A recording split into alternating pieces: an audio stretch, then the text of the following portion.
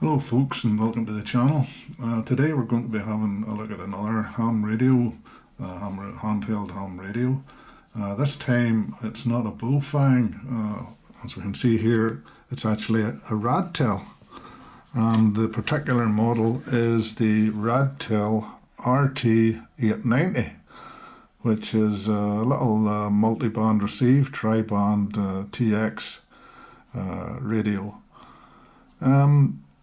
Bit different from, as I say, the usual Bullfang, but appearance wise, and dimension wise, it's about the same size as a UV5R. I mean, if we bring in a UV5R here just for comparison, we can see that they have very similar dimensions size wise. There's very little to judge between them. The only misgiving I have about the little Radtel, when I got it out of the box, my first impression of it was that it was made of rather lightweight plastic. It had a very sort of brittle toy radio type feel to it, to be honest. I know that's kind of hard to describe unless you actually feel the thing yourself, but it just feels very lightweight when you take it out of the box. And indeed, if you sort of tap the plastic on the side of the radio, you get a sort of like an almost hollow sounding sound from it. It's as if, the radio's hollow inside and the actual plastic itself feels brittle. I mean, if you tap the side of a UV5R, I'm not sure how well you can hear that, but a UV5R by comparison feels solid. But just one of those things. It's just the way the radio's made. It just seems to be made of a different grade of plastic, sort of lightweight, and the whole radio itself feels lightweight compared to UV5R. But enough said about that. It's just something that I noted whenever I took it out of the box.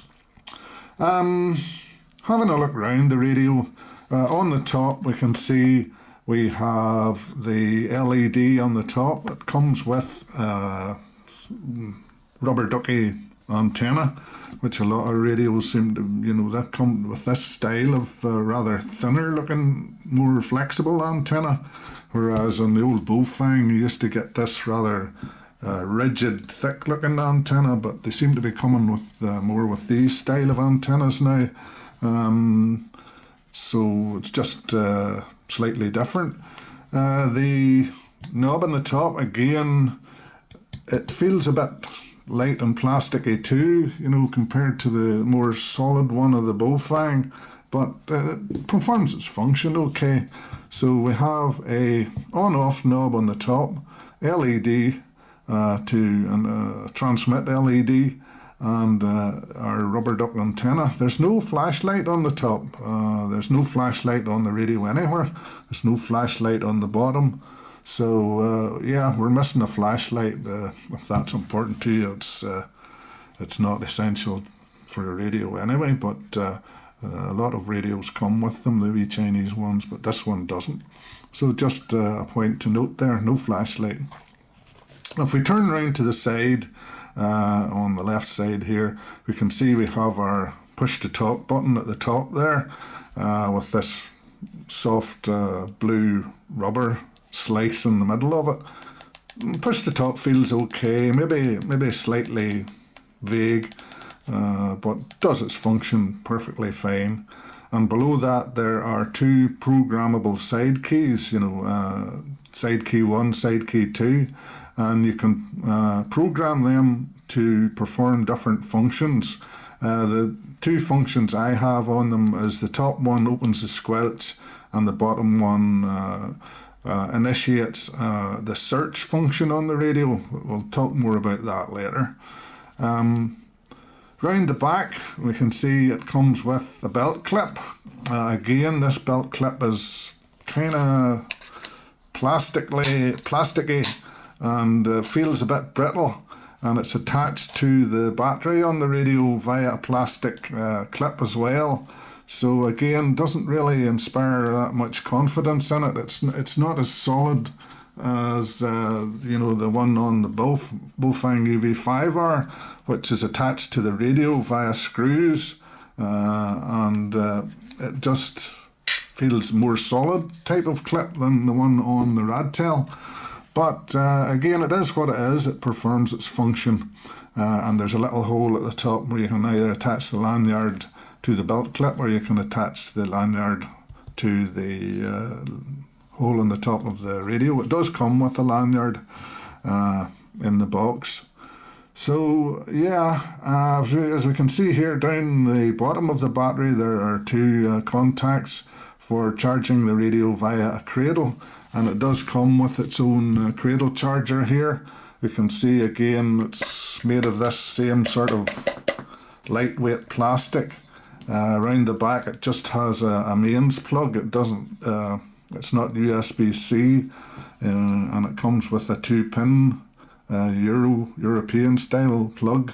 Mine didn't actually come with an adapter, although I have loads of those little adapters, so it wasn't a big deal. But in the box it just came with the cradle charger and the lanyard. It didn't come with an earpiece, or it didn't come with a USB-C lead, because this radio is also capable of being charged via USB-C, as we'll see when we come round to the other side of the radio.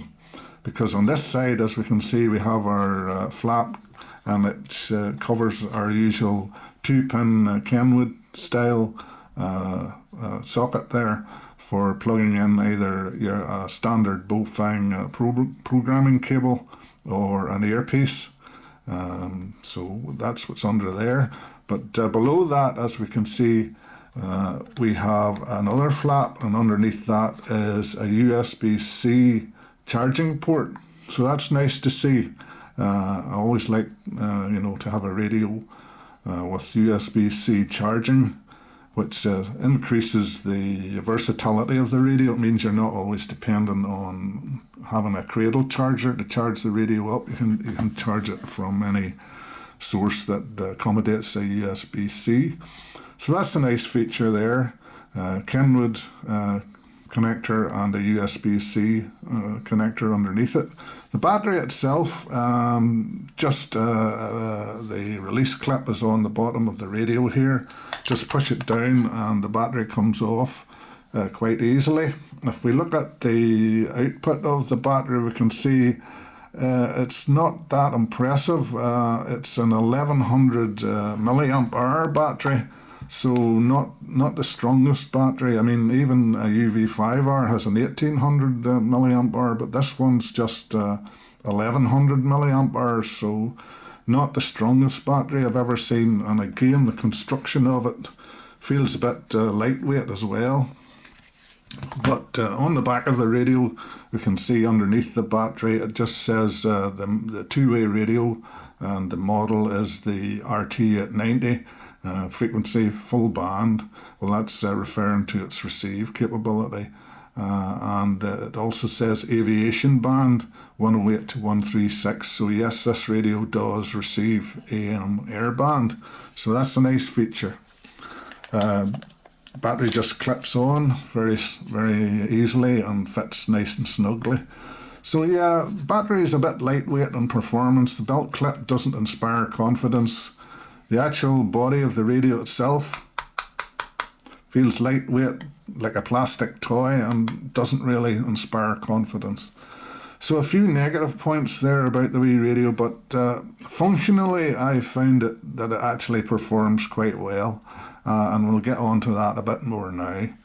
So when we turn the radio on via the knob on the top, we can see we get the startup display. It actually shows the voltage in the battery there. I'm not sure if you caught that or not. It doesn't show that by default. That's in the menu. You have to add that feature, but I added it. So it gives you an idea of what voltage is in your battery. I'll just turn it on again. It flashes up in red quite quickly. after the Radtel logo, voltage, and shows the model of the radio. But as we can see from the screen, it's got quite a nice screen. Got your A and B bands as usual by default. The top band, it's indicated that it's on the top band by this icon here, which says main, and that indicates that the radio is currently operating on the A band, the top band.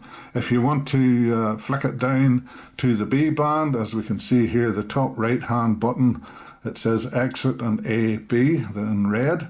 And if we give that a quick press, we can see that the radio will flick between the top and the bottom bands there. So when we flick down, we can see that the main icon has flicked down to the bottom band here. Quick press again, it flicks up to the top.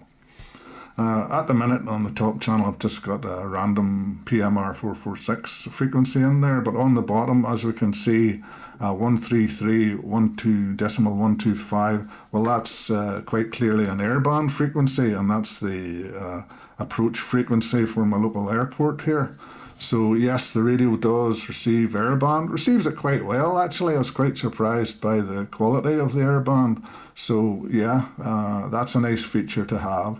And as we can see on the top band, just there it says FM for frequency modulation, because that's an FM PMR 446 channel. And on the bottom it says AM, indicating that this is an amplitude modulation airband channel. So that's nice to see. Also on the screen display, we can see that beside this PMR 446 frequency, there is a red letter L. I hope you can see that there, red letter L, and that indicates the power output of the radio. Meaning that the power output is set to low. We can quickly toggle between low and high power via a shortcut on the keyboard, and that is the number 4 key. If we long press that, we can see that the power has changed to high, and the red letter L has now changed to a green letter H, indicating that the radio will now transmit on high power. And again, we can quickly toggle that back to low again by long pressing the number 4 key. And there we go, it shows the radio has now toggled back to low power. Beside that, over on the extreme right hand side, we see the letter N, and that indicates that the radio is on narrow band as opposed to wide band. And if it was on wide band, there would be a W there instead of the white letter N. The channel, the program channel is indicated, channel number 4 in this case. We're currently in channel mode, so it's indicating that this is channel number 4. And above that, we can see the little battery level icon. This one's about half power left in it. So that covers basically all the screen functions there. Quite a nice little screen. It's quite nicely laid out, although you know the fonts aren't that big really, and as with all colour screens, it can be difficult to read in bright sunlight. But just shade it with your hand or something, and you'll be able to see that okay. So not a major problem there. To toggle between channel mode, which the radio is currently in, and frequency mode, it's just a quick press of the bottom right hand key with the lock symbol on it and the hash symbol. If you give that a quick press, as we can see, the radio is now in frequency mode, and we can type in our frequency via the keypad here. So as we can see, it's currently on 145.500, which is of course the calling channel for VHF calling channel in the UK. So yes, it covers that one okay. If we type in say a 1.25 meter frequency, we can go 220,000. So no problem there. The radio will also transmit on 1.25 meters, and if we type in a 70 centimeter frequency, 433 decimal 500, which is the UHF calling frequency for the UK, yes, we can see it accepts that frequency, no problem there either. So it is tri-band TX capability, 2 meters, 1.25 meters if you're in the USA, and 70 centimeters as well. So yeah, very good receive on it, or transmit on it. It's also, you know, has very wide band receive. It can receive anything, you know, right from you know, your FM radio right up to, you know, 520 on the UHF frequency. So it's this is a wide receive band on it as well. So that's good too.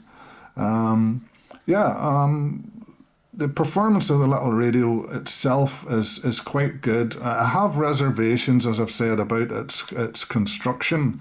Not that keen on the lightweight construction of it, or the rather weedy battery, 1100 milliamps, or the belt clip. But those reservations aside, functionally wise, it's certainly a very capable little radio. Another point that I'm not that keen on is the actual layout of the keys.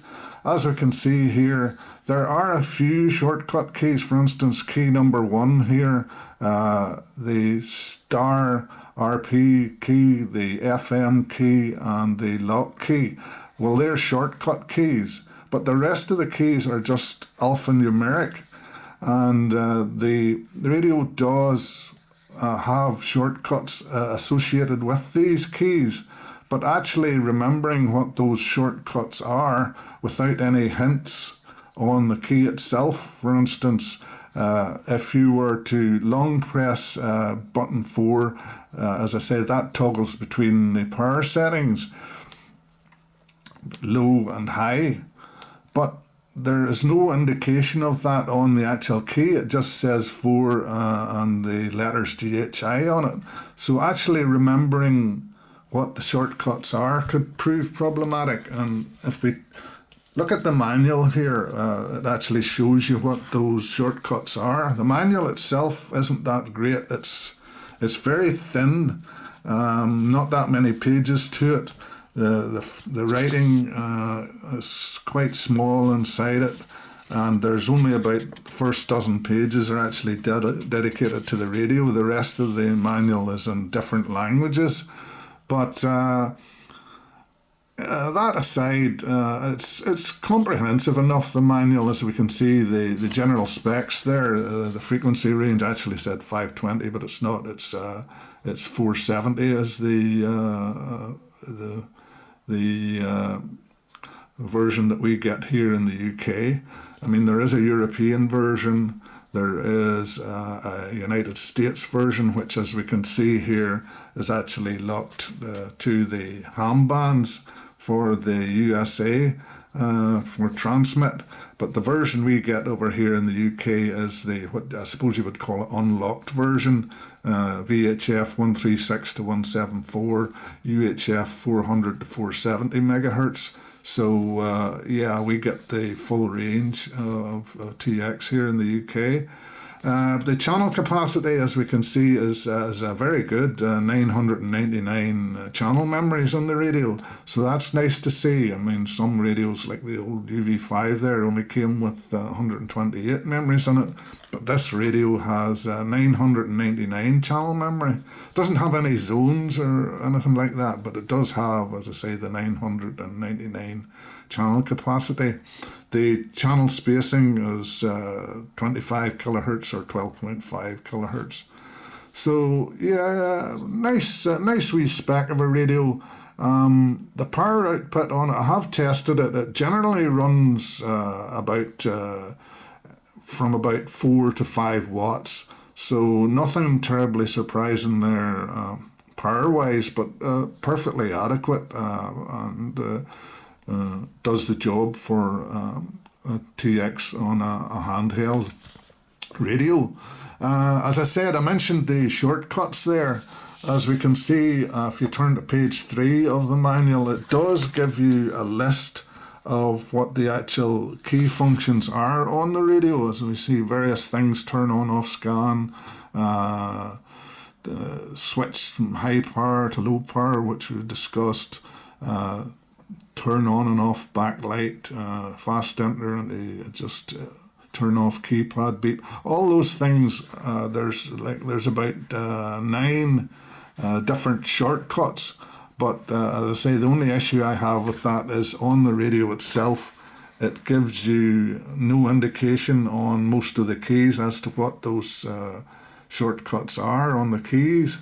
I would have liked to have seen that, sort of like, for instance, button 4, if it had said something like PWR on it instead of, giving us letters.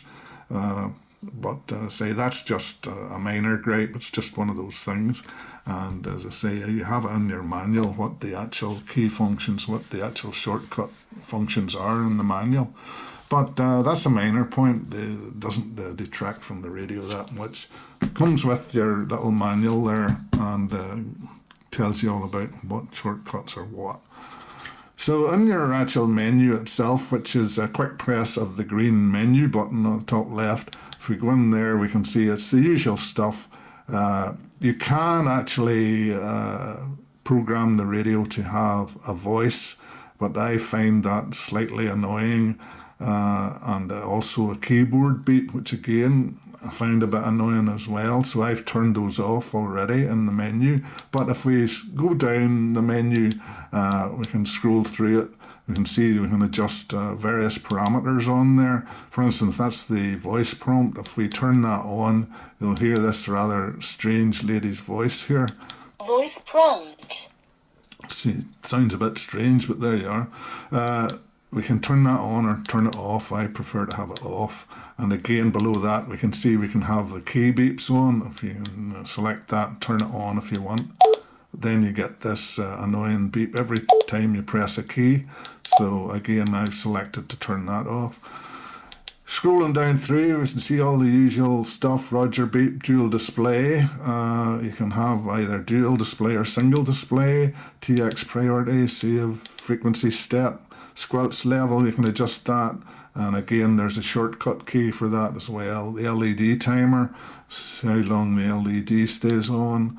Lock timer, timeout timer, Vox, FM standby, tail tone, all the usual stuff. CTCSS tones, the power, bandwidth, wide or narrow. Scrambler, not that you can use that on ham bands here. Channel name, channel save, delete channel. There's the side key functions there. Key 1, which is your top key on the side. You can program that to carry out various functions, either by a long press or a short press. Key 2, the same, the lower one. You can program that in the menu to perform various functions. And all the DTMF stuff there, version and instruction. There's actually a sort of barcode thing there that you can, which will, if you read that on your phone, it'll take you to a link where you can download the manual if you ever lose the manual. And you wouldn't really want to lose the manual, because otherwise you'd be inclined to forget what the shortcut key functions are. But anyway, that's that. As I say, to come out of that, you just, out of the menu, just press the exit button, a quick press, and you're out of the menu again and back to the main screen. As I said, I did mention the radio also has a frequency search option on it, which is on this particular instance, is the bottom side key. And if we hit that, we will see the radio has now gone into frequency search mode, and it's searching for a frequency. And as we can see here on VHF, it's searching on VHF at the minute. You can toggle between VHF and UHF by pressing the bottom right hand key, and now it's searching for UHF frequency. And if we test that out. We'll try it out on our Bofang here. We'll turn it on. Channel mode. It's currently on channel 4 PMR 446. So if we key up here, we'll see if it can pick up that frequency. And indeed it has. 446 says decimal 4350. That's not entirely accurate, but it's pretty close. It's in the ballpark for PMR 446 channel 4. But it says it's an interesting feature to have. You can scan, or rather search for any radios that are keying up within range on either VHF or UHF using that feature by pressing the bottom side key. To come out of that, you actually have to give the push to talk a quick press, and that'll take you out of that feature. The top side key 1 is by default, it just opens the squelch on the radio. So if we press that, you can see that it just opens up the squelch on the radio. So that's what that key does. So to initiate an ordinary scan on the radio, again, that's a long press of button 1 up in the top left. Again, there's no real indication on the key as to what that function is. I would have preferred if it, had SCN or something for scan on the key, but that's what it does. So if you long press button 1, we can see the radio has now started to scan our channels. We're in channel mode at the minute, so the radio is scanning our program channels. And again, to stop that, you just give a quick press to the number 1 key again, and it'll stop the scan. Again, you can scan in frequency mode as well. To get into frequency mode, again, it's a quick press of the bottom right hand key, and we see we're in frequency mode, so we can initiate a normal scan in that again by long pressing the 1 key, and the radio will start scanning the entire range of the, in this case we're on UHF. But again, that's that function. So all in all, very comprehensive layout of the features on the radio. It covers a lot of ground. As I say, it does cover the entire range from as we've already said, in the UK version at least, it's not locked to ham bands, as we can see. It covers everything from 136 right up to 470 megahertz. And the version we get in the UK. Obviously, if you're in the USA, the transmit will be locked down to ham bands only, and if you're in Europe, again, there's a different lock on it for 144, 146, 430 to 440. So yeah, depends, as I say, where you are. But generally speaking, it's very well spec'd little radio, tri-band transmit in our case. Here it'll cover 2 meters, 1.25 meters and 70 centimeters, 999 channel memory, frequency search function, and it also has, of course, scan function. As I say, 999 channel memory, which is very good capacity wise. So quite a feature-packed little radio. When you do transmit on the thing, the numbers will change from white to blue, or rather white to red, to indicate that the radio is transmitting. And when someone is transmitting to you, the letters change from white to blue to indicate that the radio is receiving. The audio quality is quite nice. 1 2 3 4 1 2 3 4 test on the Radtel RT-890 on PMR channel 4. Testing. So yeah, audio's quite good. I didn't have it turned up very far there. We'll maybe just turn up the the volume a bit there. And we'll go again. Channel mode. A bit too close there, too much volume. Let's see if we can get it down a bit. 1 2 1 2 test on the Radtel RT-890, Radtel 890 test. So yeah, audio's quite nice on it. Actually, the speaker is hidden in behind the keys there, so we can't really see it. Just a